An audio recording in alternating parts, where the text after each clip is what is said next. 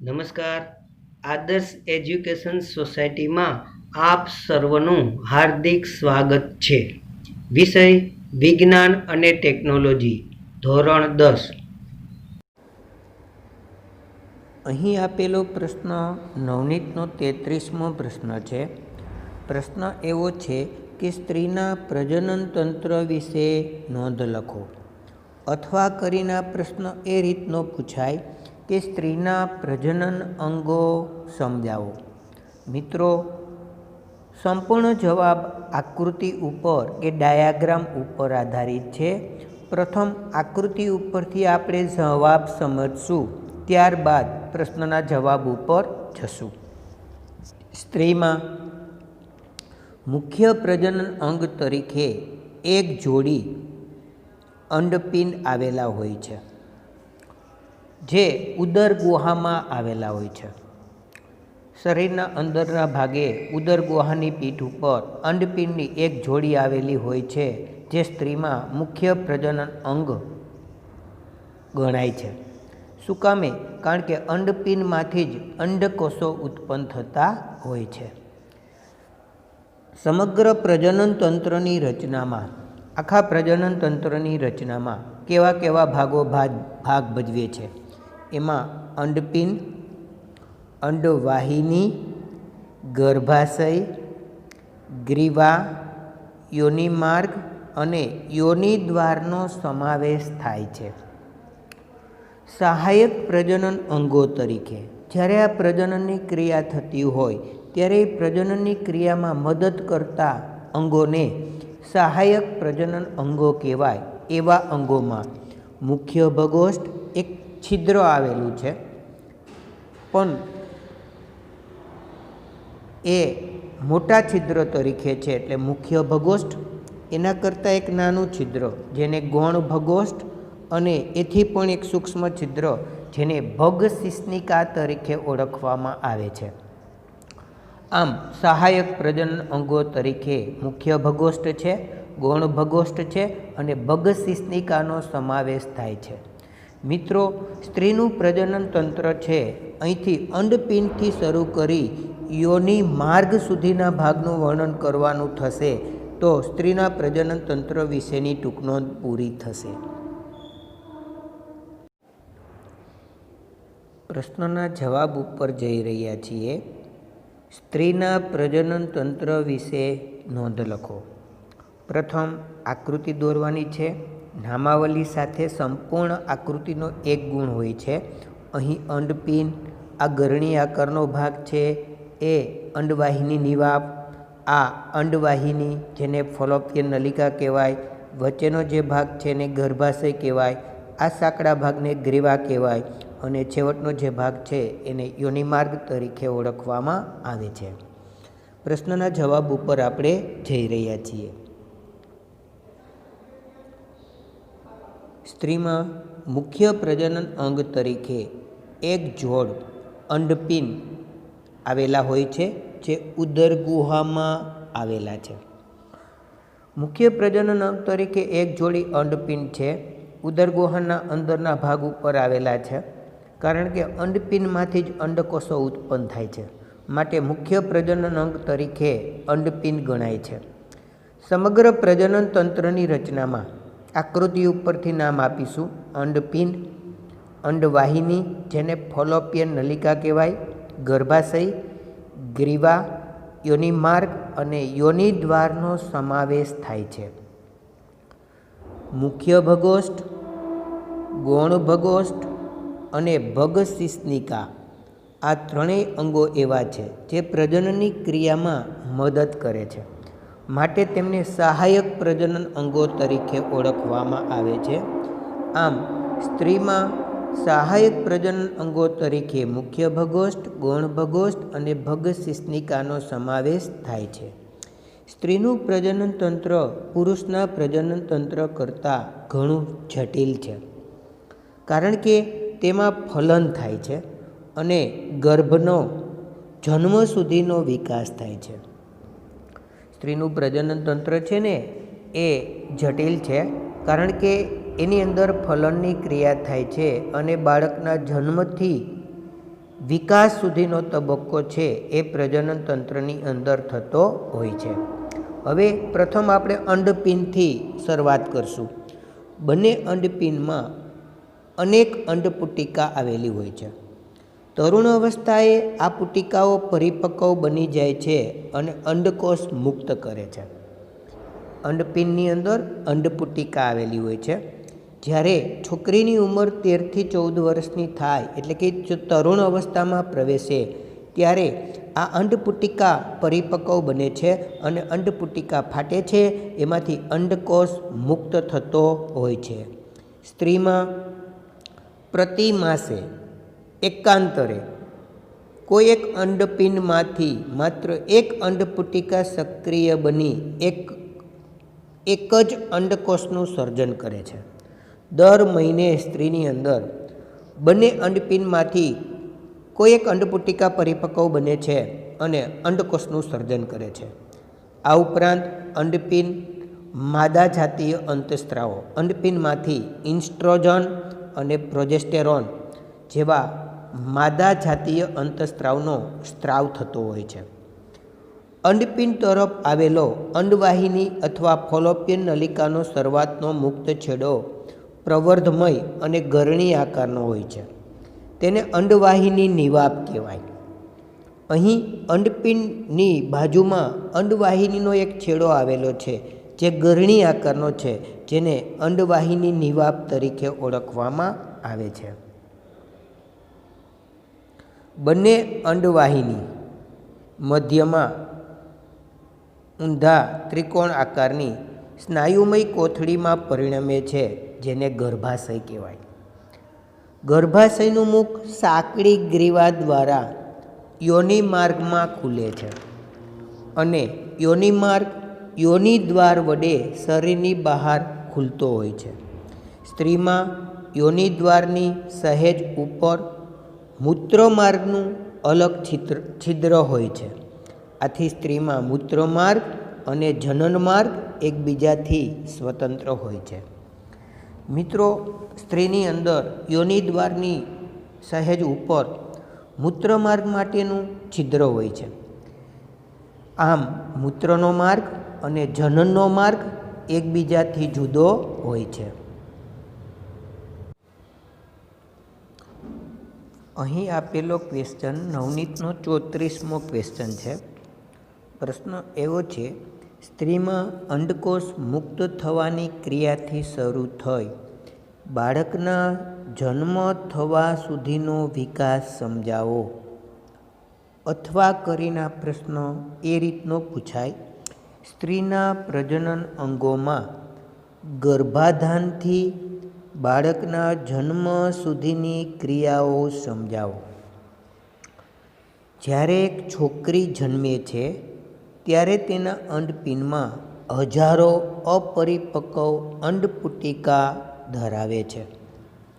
છોકરીનો જન્મ થતો હોય ત્યારે છોકરીના શરીરની અંદર મુખ્ય પ્રજનન અંગ તરીકે અંડપિંડ આવેલું હોય છે. આ અંડપિંડની અંદર અસંખ્ય કે હજારો અપરિપક્વ અંડપુટિકા ધરાવતું હોય છે. જ્યારે છોકરી છે એ તરુણ અવસ્થામાં પહોંચે છે ત્યારે આ અપરિપક્વ અંડપુટિકા પરિપક્વ થવાનું શરૂ કરી દે છે. તરુણ અવસ્થા એટલે કે 13થી 14 વર્ષની ઉંમરે છોકરીના અંડપિંડની અંદર જે અંડપુટિકા આવેલી હોય છે એ અંડપુટિકા છે એ પરિપક્વ બને છે. સ્ત્રીમાં પ્રતિ માસે દર મહિને એકાંતરે કોઈ એક અંડપિંડમાંથી માત્ર એક અંડપુટિકા સક્રિય બની એક જ અંડકોષ ઉત્પન્ન કરે છે. સ્ત્રીમાં દર મહિને બંને બાજુ આવેલા અંડપિંડમાંથી કોઈ એક અંડપુટિકા છે એ સક્રિય બની કે પરિપક્વ બની એ ફાટે છે અને એમાંથી એક જ અંડકોષ છે એ ઉત્પન્ન થતો હોય છે.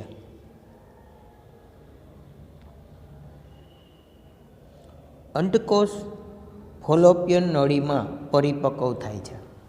અંડપિંડમાંથી છૂટો પડેલો અંડકોષ અંડપિંડની નજીક આવેલી અંડવાહિની નિવાપમાંથી પ્રવેશ પામે છે અને અંડવાહિનીમાં એટલે કે ફોલોપિયન નલિકાની અંદર દાખલ થાય છે. ફોલોપિયન નળીની અંદર અંડકોષ છે એ પરિપક્વ બનતો હોય છે. જાતીય સમાગમ એટલે કે સંભોગની ક્રિયા દરમિયાન પુરુષના શુક્રકોષો સ્ત્રીના યોનિમાર્ગમાં દાખલ થાય છે. જ્યારે અંડકોષ ફોલોપિયન નળીની અંદર પરિપક્વ બને ત્યારે જો સંભોગની ક્રિયા કે જાતીય સમાગમની ક્રિયા કરવામાં આવે અને શુક્રકોષનો ત્યાગ યોનિમાર્ગમાં કરવામાં આવે તો આ વખતે પુરુષના શુક્રકોષો સ્ત્રીના યોનિમાર્ગની અંદર દાખલ થતા હોય છે. અંડવાહિનીના શરૂઆતના ભાગે અંડકોષનું ફલન થતું હોય છે. શુક્રકોષ યોનિમાર્ગમાં દાખલ થાય પછી એ ગતિશીલ હોય છે અને અંડવાહિનીનો જે શરૂઆતનો ભાગ હોય છે એ શરૂઆતના ભાગે અંડકોષ સાથે શુક્રકોષનું ફલન થતું હોય છે. ફલિત અંડકોષ જેને યુગ્મનસ કહેવાય નું ગર્ભાશયની દિવાલમાં સ્થાપન થતું હોય છે. એ જે ફલન થયેલો અંડકોષ છે એ ગબડતો છે ગર્ભાશયની દિવાલમાં આવતો હોય છે. તેના વિભાજનથી સેંકડો કોષોના બનેલા પોલા દડા જેવી રચના બને છે જેને ગર્ભ કહે છે. આ અંડકોષ છે એ વિભાજન થવા લાગે છે અને સેંકડો કોષોના બનેલા એક પોલા દડા જેવી રચના થાય છે જેને આપણે ગર્ભ તરીકે ઓળખીએ છીએ. વિકસતો ગર્ભ એ ગર્ભાશયની દિવાલની વચ્ચે એ ચોક્કસ પેશીની તકતી જેવી રચનાની મદદથી ગર્ભ માતાના શરીરમાંથી પોષણ મેળવે છે. આ જે વિકસિત ગર્ભ છે એને પોષણ મળવું જોઈએ એટલા માટે માતાના શરીરની અંદર ગર્ભને પોષણ મળી રહે એ માટે એક જરાયુની રચના થતી હોય છે. જરાયુમાંથી ગર્ભ છે કે બાળક છે એને ઓક્સિજન મળતો હોય છે, એને પૂરતું પોષણ મળતું હોય છે અને નકામા પદાર્થોની આપલે આ જરાયુ દ્વારા થતી હોય છે. જે કાંઈ ઉત્સર્ગ દ્રવ્યો છે એ ઉત્સર્ગ દ્રવ્યોની આપલે છે એ જરાયુ દ્વારા થતી હોય છે. અહીંયા જરાયુ શું છે એના વિશે આપણે ડીપમાં જવું પડશે.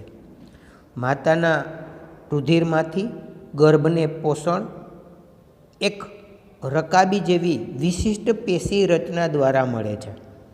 ગર્ભને પોષણ આપવા માટે માતાના રુધિરમાંથી એક રકાબી જેવી વિશિષ્ટ રચના નિર્માણ પામે છે જેને આપણે જરાયુ તરીકે ઓળખીએ છીએ. આ રચના ગર્ભાશયની દિવાલમાં સમાયેલી રહે છે. તે ભ્રૂણ તરફની પેશીમાં પ્રવર્ધો ધરાવે છે. માતા તરફની પેશીઓમાં પ્રવર્ધોને આચ્છાદિત કરતા રુધિર કોટરો હોય છે. જરાયુ માતાના શરીરમાંથી ગ્લુકોઝ, ઓક્સિજન તેમજ અન્ય પદાર્થોના વિકસતા ભ્રૂણમાં સ્થાનાંતરણ કરવા માટે વિશાળ સપાટી આપે છે. આ જરાયુ શું કરશે તો કે માતાના શરીરમાંથી ગ્લુકોઝ, ઓક્સિજન, અન્ય પદાર્થો છે એ વિકસતા ભ્રૂણમાં સ્થાનાંતરિત કરવા માટે એક વિશાળ સપાટી છે એ જરાયુ દ્વારા પૂરી પાડવામાં આવતી હોય છે. વિકસતા ભ્રૂણ દ્વારા ઉત્પન્ન થતા ઉત્સર્ગ દ્રવ્યો, નકામા પદાર્થો જરાયુ માધ્યમ દ્વારા માતાના રુધિરમાં સ્થાનાંતર પામે છે. આ જરાયુ દ્વારા નકામા પદાર્થો છે, ઉત્સર્ગ દ્રવ્યો છે એને માતાના રુધિરમાં ઠાલવી દેવામાં આવતા હોય છે. બાળકનો 9 મહિના સુધીનો વિકાસ ગર્ભાશયમાં થતો હોય છે. 9 માસને અંતે ગર્ભાશયના સ્નાયુઓના લયબદ્ધ સંકોચનને પરિણામે બાળકનો જન્મ થાય છે.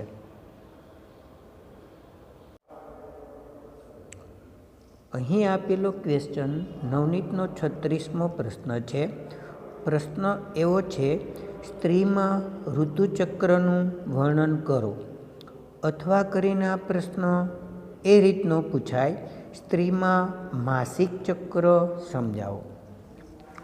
જવાબ સમજતા પહેલાં થોડી રજૂઆત સમજીએ છીએ.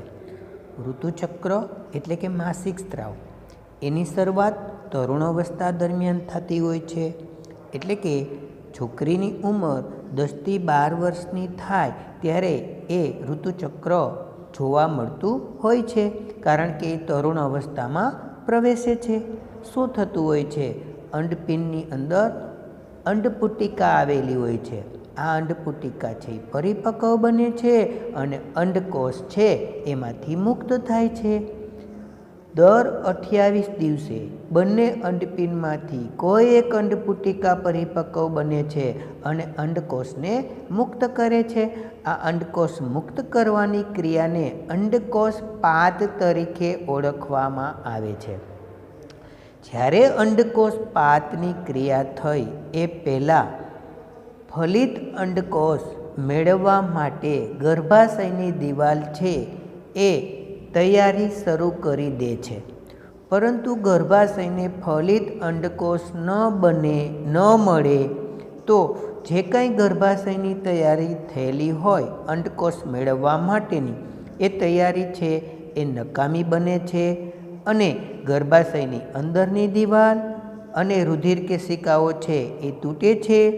તૂટેલી દિવાલ, રુધિર કેશિકા, અફલિત અંડકોષ યોનિમાર્ગ મારફતે રક્તસ્રાવ સ્વરૂપે શરીરની બહાર નીકળી આવે છે, જેને માસિક સ્ત્રાવ કે રજોદર્શન તરીકે ઓળખવામાં આવે છે. માસિક સ્ત્રાવના સમયગાળા દરમિયાન સ્ત્રીને પેઢુમાં કે કમરમાં દુખાવો થાય છે.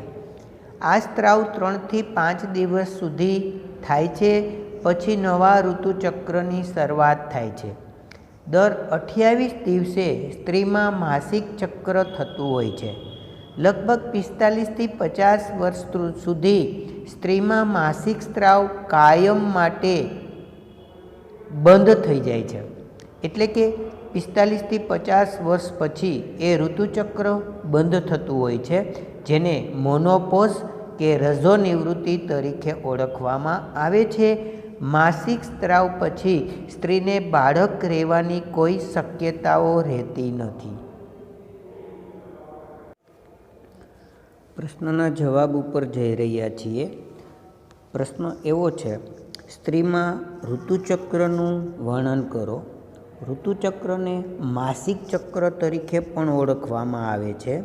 અથવા કરીને આ પ્રશ્ન એ રીતનો પૂછાય, સ્ત્રીમાં અંડકોષ ફલિત ન થાય તો શું થાય છે? મિત્રો, અંડકોષ ફલિત ન થાય ને તો જ ઋતુચક્ર આવે છે. બાકી એ ઋતુચક્ર આવી શકતું નથી, કારણ કે અંડકોષ ફલિત થાય તો ગર્ભ રહી જાય, અને ગર્ભ રહી જાય તો બાળકના વિકાસથી જન્મ સુધીનો તબક્કો શરૂ થાય. જવાબ ઉપર જઈ રહ્યા છીએ. ઋતુચક્રની શરૂઆત તરુણ અવસ્થા એટલે કે છોકરીની ઉંમર 10થી 12 વર્ષની થાય ત્યારથી એ તરુણ અવસ્થામાં પ્રવેશે છે અને ઋતુચક્રની શરૂઆત થતી હોય છે. અંડપુટિકામાં અંડકોષનો વિકાસ શરૂ થાય છે. મુખ્ય પ્રજનન અંગ તરીકે સ્ત્રીની અંદર અંડપિંડ આવેલી હોય છે. અંડપિંડની અંદર અસંખ્ય અંડપુટિકા આવેલી હોય છે. આ અંડપુટિકાની અંદર અંડકોષ છે એ વિકાસ પામતો હોય છે. નિશ્ચિત તબક્કા સુધી અંડપુટિકામાં અંડકોષનો વિકાસ થાય છે. જાતીય અંતઃસ્ત્રાવોને લીધે અંડકોષો છે એ પરિપક્વ બનતા હોય છે. દર 28 દિવસે બંને અંડપિંડમાંથી કોઈ એક અંડપુટિકા પરિપક્વ બને છે અને ફાટે છે અને અંડકોષ મુક્ત થાય છે. આ જે ક્રિયા છે એ ક્રિયાને અંડકોષ પાત તરીકે ઓળખવામાં આવે છે. અંડકોષ પાત પહેલાં, જ્યારે અંડકોષ પાતની ક્રિયા થયેલી ન હોય એ પહેલાં ફલિત અંડકોષ મેળવવા માટે ગર્ભાશયની દિવાલ તૈયારી કરી દે છે. જ્યારે અંડકોષ અંડપુટિકામાંથી મુક્ત થયેલો ન હોય એ પહેલાં ગર્ભાશયની દિવાલ ગર્ભની સ્થાપના માટેની તૈયારી શરૂ કરે છે. ગર્ભાશયની અંદરની દિવાલ જાડી અને છિદ્રિષ્ટ તેમજ રુધિર કેશિકા યુક્ત બને છે. જો ફલિત અંડકોષ ન મળે તો ગર્ભાશયની ગર્ભસ્થાપના માટેની તૈયારી નકામી બની જાય છે. આથી ગર્ભાશયની અંદરની દિવાલ અને રુધિર કેશિકાઓ તૂટવા લાગે છે. તૂટેલી દિવાલ, રુધિર કેશિકાઓ, અફલિત મૃત અંડકોષ વગેરે યોનિમાર્ગમાંથી રક્તસ્રાવ સ્વરૂપે શરીરની બહાર આવે છે, જેને માસિક સ્ત્રાવ કે રજોદર્શન તરીકે ઓળખવામાં આવે છે.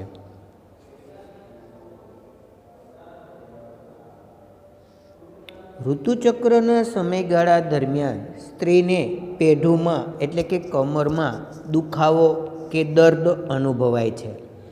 આ સ્ત્રાવ 3 થી 5 દિવસ સુધી થાય છે. પછી નવા ઋતુચક્રની ફરીથી શરૂઆત થાય છે.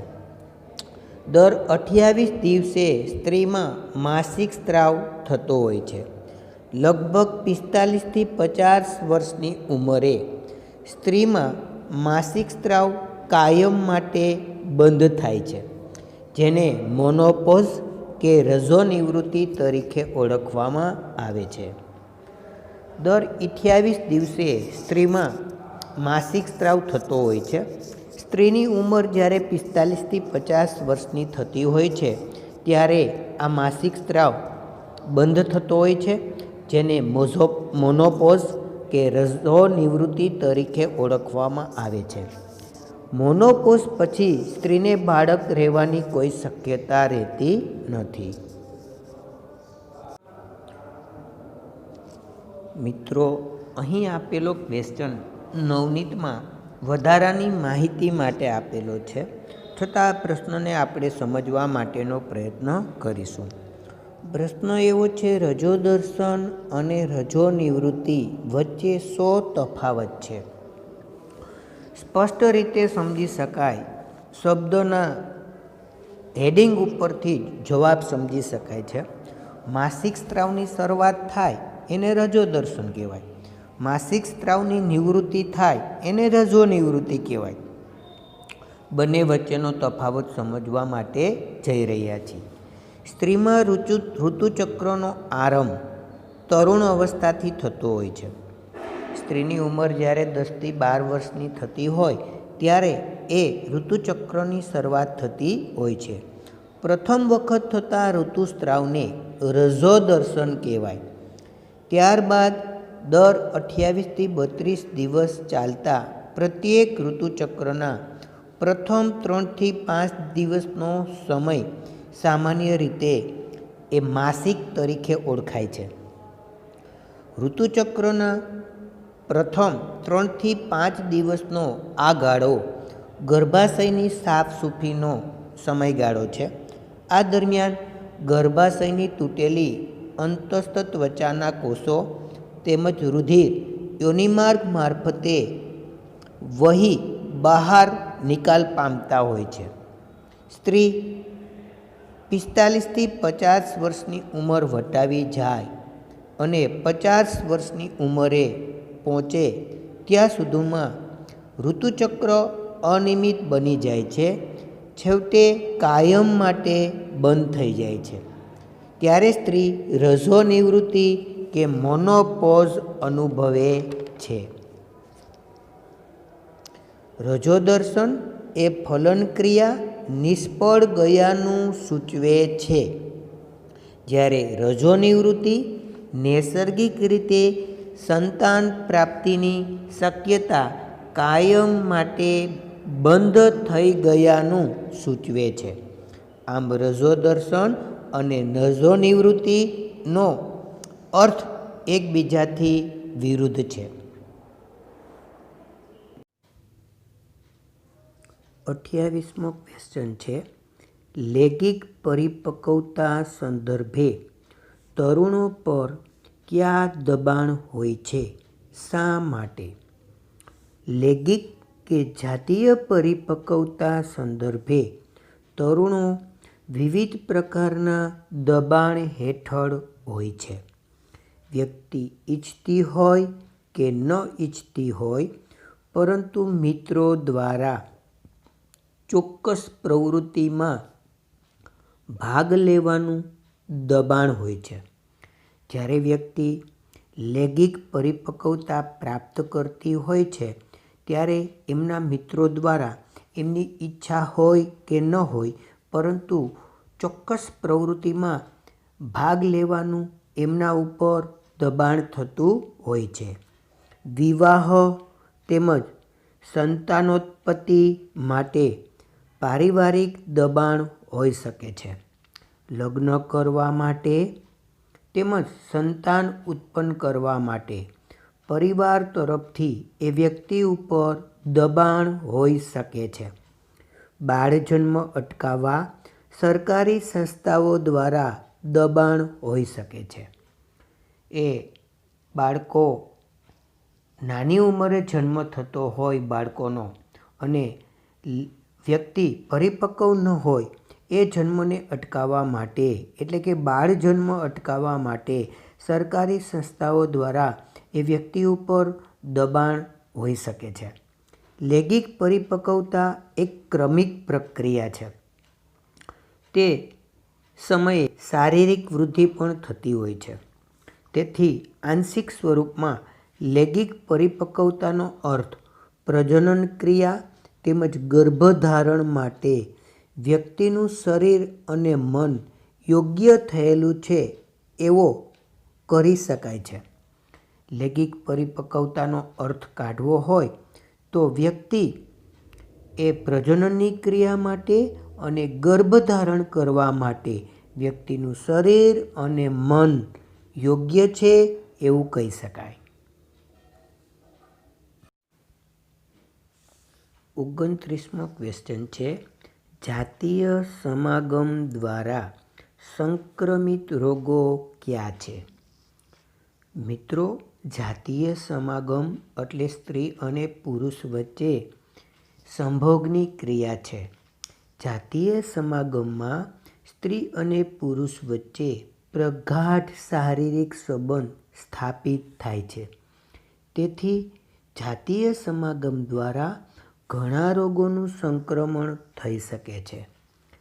આ ક્રિયાની અંદર જાતીય સંભોગની અંદર સ્ત્રી અને પુરુષ છે એ શારીરિક રીતે સંપર્કમાં આવતા હોય છે. આથી જાતીય સંભોગ દરમિયાન ઘણા બધા રોગોનું સંક્રમણ થતું હોય છે. જે રોગો ચેપી વ્યક્તિના સંપર્કમાં આવવાથી ફેલાય છે તેવા રોગોને જાતીય રોગો કે સેક્સ્યુઅલી ટ્રાન્સમિટેડ ડિસીઝ એટલે કે STD કહે છે. સેક્સ્યુઅલી ટ્રાન્સમિટેડ ડિસીઝ STD રોગ. ચેપી રોગ માટે જવાબદાર કારકો છે એ વાયરસ છે, બેક્ટેરિયા છે અને ફૂગ છે અને પ્રજીવો છે. જાતીય રોગો 3 પ્રકારના છે. એક સિફિલિસ નામનો રોગ, બીજો ગોનારિયો નામનો રોગ અને ત્રીજો એડ્સ નામનો રોગ.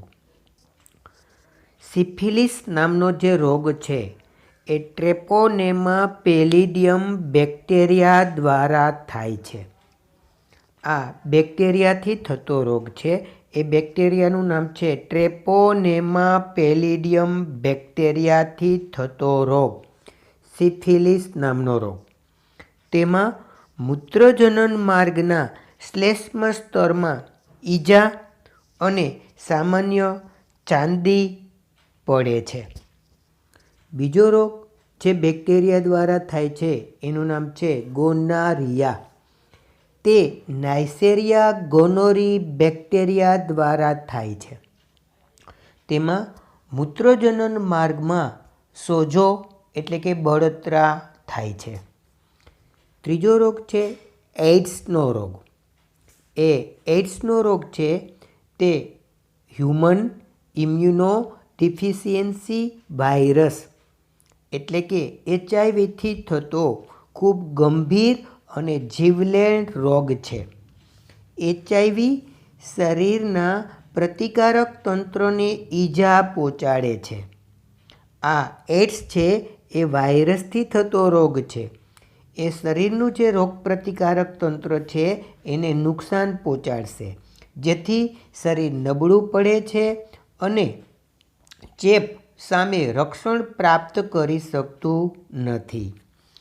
સંભોગ દરમિયાન જો કોન્ડમ્સ એટલે કે નિરોધનો ઉપયોગ કરવામાં આવે તો આ રોગનો ફેલાવો થતો અટકાવવામાં કેટલેક અંશે સફળતા મળી શકે છે.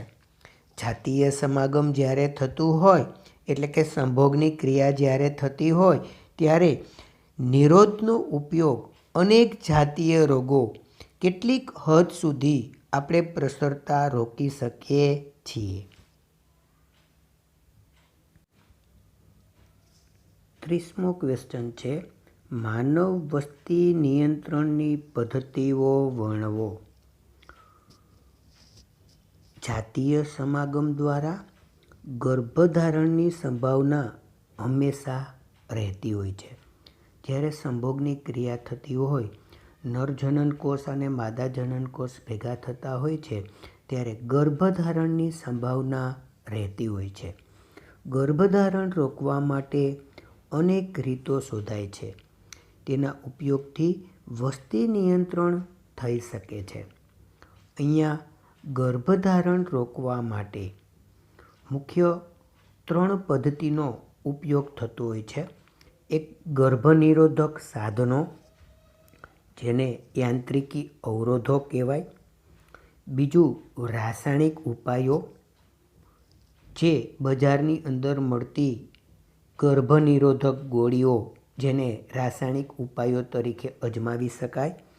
અને ત્રીજો ઉપાય છે શસ્ત્રક્રિયા, જેમાં શુક્રવાહિની કે અંડવાહિનીને કાપી અને બાંધી દેવામાં આવે છે. આથી શુક્રકોષ કે અંડકોષનું વહન છે અટકી જાય છે અને વસ્તી નિયંત્રણ શક્ય બનતું હોય છે. જવાબ ઉપર જઈ રહ્યા છીએ. પ્રશ્ન એવો છે કે માનવ વસ્તી નિયંત્રણની પદ્ધતિઓ વર્ણવો. જાતીય સમાગમ દ્વારા ગર્ભધારણની સંભાવના હંમેશા રહે છે. ગર્ભધારણ રોકવા માટે અનેક રીતો શોધાય છે. તેના ઉપયોગથી વસ્તી નિયંત્રણ થઈ શકે છે. પહેલો જે ઉપાય છે એ યાંત્રિકી અવરોધ એટલે કે ગર્ભનિરોધક સાધનો. આ અંતરાયો દ્વારા શુક્રકોષોને જનન માર્ગમાં જતા અટકાવાય છે, જેથી અંડકોષનું ફલન થઈ શકતું નથી. આપત્તિમાં પુરુષમાં નિરોધ અને સ્ત્રીમાં કોપરટી કે આકડી જેવા સાધનોનો ઉપયોગ કરવામાં આવે છે. નિરોધ વડે વીર્યનો યોનિમાર્ગમાં પ્રવેશ થતો અટકાવી શકાય છે. કોપરટી અને આકડી જેવા સાધનો ગર્ભાશયમાં ગર્ભસ્થાપન થતું અટકાવે છે, પરંતુ તેનાથી કેટલીક વિપરીત અસર થઈ શકે છે. આવા કોપરટી અને આકડી વાપરતી વખતે વિપરીત અસરો થવાની પણ શક્યતાઓ રહે છે. ગર્ભધારણ રોકવા માટેની બીજી પદ્ધતિ છે રાસાયણિક અવરોધો કે રાસાયણિક ઉપાયો. આ પદ્ધતિમાં સ્ત્રીઓ દ્વારા ગર્ભ અવરોધક ગોળીનો ઉપયોગ કરવામાં આવે છે. ગર્ભ અવરોધક ગોળીમાં રહેલી દવા સ્ત્રીના શરીરમાં અંતઃસ્ત્રાવના સંતુલનને બદલે છે.